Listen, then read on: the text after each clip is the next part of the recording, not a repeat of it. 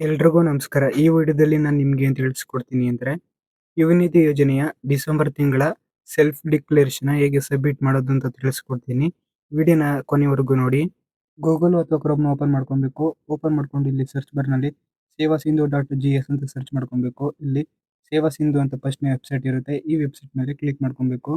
ಇಲ್ಲಿ user ID ಮತ್ತೆ ಪಾಸ್ವರ್ಡ್‌ನ enter ಮಾಡ್ಕೊಂಡು ಲಾಗಿನ್ ಆಗಬೇಕು.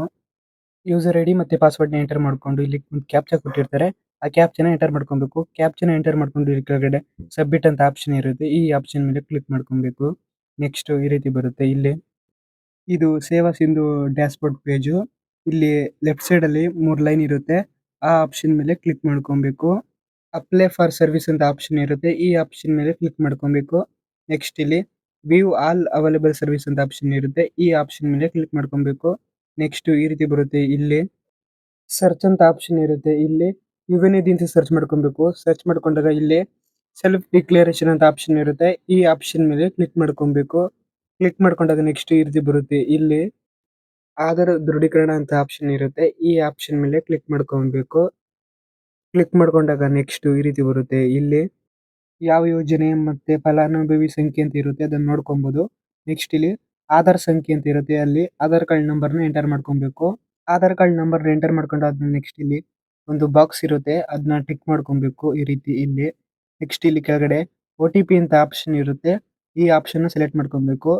ನೆಕ್ಸ್ಟ್ ಇಲ್ಲಿ ಕೆಳಗೆ ಹಾಗೆ ಸ್ಕ್ರಾಲ್ ಮಾಡಿದಾಗ ಇಲ್ಲಿ ಒ-ಟಿ-ಪಿ ಪಡೀರಿ ಅಂತ ಆಪ್ಷನ್ ಬಂದಿರುತ್ತೆ. ಈ ಆಪ್ಷನ್ ಮೇಲೆ ಕ್ಲಿಕ್ ಮಾಡ್ಕೊಬೇಕು. ಅವಾಗ ಆಧಾರ್ ಕಾರ್ಡ್‌ಗೆ ಲಿಂಕ್ ಆಗಿರೋ ಫೋನ್ ನಂಬರ್‌ಗೆ ಒಂದು ಒ-ಟಿ-ಪಿ ಬರುತ್ತೆ. ಅದನ್ನ ಇಲ್ಲಿ ಒ-ಟಿ-ಪಿ ನಮೂದಿಸಿ ಅಂತ ಆಪ್ಷನ್ ಇರುತ್ತೆ. ಅಲ್ಲಿ ಆ ಒ-ಟಿ-ಪಿನ ಎಂಟರ್ ಮಾಡ್ಕೊಬೇಕು. ಒ-ಟಿ-ಪಿನ ಎಂಟರ್ ಮಾಡ್ಕೊಂಡು ಇಲ್ಲಿ ಕೆಳಗಡೆ ಸಲ್ಲಿಸಿ ಅಂತ ಆಪ್ಷನ್ ಇರುತ್ತೆ. ಈ ಆಪ್ಷನ್ ಮೇಲೆ ಕ್ಲಿಕ್ ಮಾಡ್ಕೊಬೇಕು. ಸ್ವಲ್ಪ ಹೊತ್ತು ಪ್ರೊಸೆಸಿಂಗ್ ಆಗುತ್ತೆ. ನೆಕ್ಸ್ಟ್ ಇಲ್ಲಿ ಈ ರೀತಿ ಬರುತ್ತೆ. ಇಲ್ಲಿ ಕ್ಲಿಕ್ಕರ್ ಟು ರಿಟರ್ನ್ ಅಂತ ಅಲ್ಲಿ ಕ್ಲಿಕ್ ಮಾಡಿದ್ರೆ ಮತ್ತೆ ಇಲ್ಲಿ ಬ್ಯಾಕ್ ಬರ್ತೀವಿ. ನೆಕ್ಸ್ಟ್ ಇಲ್ಲಿ ಆಧಾರ್ ವಿವರಗಳನ್ನು ಪಡೆಯಿರಿ ಅಂತ ಆಪ್ಷನ್ ಇರುತ್ತೆ. ಈ ಆಪ್ಷನ್ ಮೇಲೆ ಕ್ಲಿಕ್ ಮಾಡ್ಕೊಬೇಕು. ಅವಾಗ ಆಧಾರ್ ಕಾರ್ಡ್ ಅಲ್ಲಿ ಇರೋ ತರ ಹೆಸರು ಬರುತ್ತೆ. ನೆಕ್ಸ್ಟ್ ಅಲ್ಲಿ ನಮ್ಮ ಒಂದು ಯುವ ನಿಧಿ ನೋಂದಣಿ ಸಂಖ್ಯೆ ಬರುತ್ತೆ. ಮತ್ತೆ ಡಿಗ್ರಿ ಸರ್ಟಿಫಿಕೇಟ್ ನಂಬರ್‌ನು ಸಹ ಅಲ್ಲಿ ಬರುತ್ತೆ. ನೆಕ್ಸ್ಟ್ ಅಲ್ಲಿ ಸೆಲ್ಫ್ ಡಿಕ್ಲರೇಷನ್ ಮಂತ್ ಡಿಸೆಂಬರ್ ಅಂತ ಸೆಲೆಕ್ಟ್ ಆಗಿರುತ್ತೆ. ನೆಕ್ಸ್ಟ್ ಇಲ್ಲಿ ಎಸ್ ಅಂತ ಆಪ್ಷನ್ ಇರುತ್ತೆ. ಇಲ್ಲಿ ಎಸ್ ಆಪ್ಷನ್ ಸೆಲೆಕ್ಟ್ ಮಾಡ್ಕೊಬೇಕು. ನೆಕ್ಸ್ಟ್ ಇಲ್ಲಿ ಒಂದು ನಂಬರ್ ಕೊಟ್ಟಿರ್ತಾರೆ. ಆ ಒಂದು ನಂಬರ್‌ನ ಇಲ್ಲಿ ಎಂಟರ್ ಮಾಡ್ಕೊಬೇಕು. ಎಕ್ಸಾಂಪಲ್‌ಗೆ ಇಲ್ಲಿ ಕೊಟ್ಟಿದ್ದಾರೆ ನೋಡಿ, ನಾನು ಎಂಟರ್ ಮಾಡ್ಕೊಂಡಿದ್ದೀನಿ. ನೆಕ್ಸ್ಟ್ ಇಲ್ಲಿ ಎಂಟರ್ ಮಾಡ್ಕೊಂಡು ಸಬ್ಮಿಟ್ ಅಂತ ಆಪ್ಷನ್ ಇರುತ್ತೆ. ಈ ಆಪ್ಷನ್ ಮೇಲೆ ಕ್ಲಿಕ್ ಮಾಡ್ಕೊಬೇಕು. ನೆಕ್ಸ್ಟ್ ಈ ರೀತಿ ಬರುತ್ತೆ. ಇಲ್ಲಿ ಅರ್ಜಿದಾರನ ವಿವರಗಳು ಅಂತ ಎಲ್ಲ ಸರಿಯಾಗಿದೆಯಾ ಅಂತ ಒಂದ್ಸಲ ಚೆಕ್ ಮಾಡ್ಕೊಬಹುದು. ಚೆಕ್ ಮಾಡ್ಕೊಂಡು ಇಲ್ಲಿ ಕೆಳಗಡೆ ಹಾಗೆ ಸ್ಕ್ರೋಲ್ ಮಾಡಿದಾಗ ಇಲ್ಲಿ ಸಬ್ಮಿಟ್ ಅಂತ ಆಪ್ಷನ್ ಇರುತ್ತೆ. ಈ ಆಪ್ಷನ್ ಮೇಲೆ ಕ್ಲಿಕ್ ಮಾಡ್ಕೊಬೇಕು. ನೆಕ್ಸ್ಟು ಸೆಲ್ಫ್ ಡಿಕ್ಲರೇಷನ್ ಸಬ್ಮಿಟ್ ಮಾಡಿರೋದು ಈ ರೀತಿ ಒಂದು ಅಕ್ನಾಲೆಜ್‌ಮೆಂಟ್ ಬರುತ್ತೆ. ಇದನ್ನೊಂದ್ಸಲಿ ನೀವು ನೋಡ್ಕೊಬಹುದು.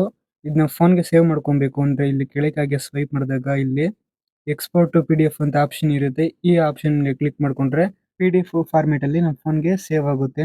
ಇದೇ ರೀತಿಯ ಇನ್ಫಾರ್ಮೇಷನ್ ವಿಡಿಯೋಗಳನ್ನ ನಾನು ಅಪ್ಲೋಡ್ ಮಾಡಿದಾಗ ನಿಮಗೆ ನೋಟಿಫಿಕೇಶನ್ ಮುಖಾಂತರ ಬರಬೇಕು ಅಂದ್ರೆ ಈ ವಿಡಿಯೋ ಕೆಳಗಡೆ ಫ್ರೀಯಾಗಿ ಸಬ್ಸ್ಕ್ರೈಬ್ ಅಂತ ಒಂದು ಬಟನ್ ಇರುತ್ತೆ. ಸಬ್ಸ್ಕ್ರೈಬ್ ಮಾಡ್ಕೊಳ್ಳಿ.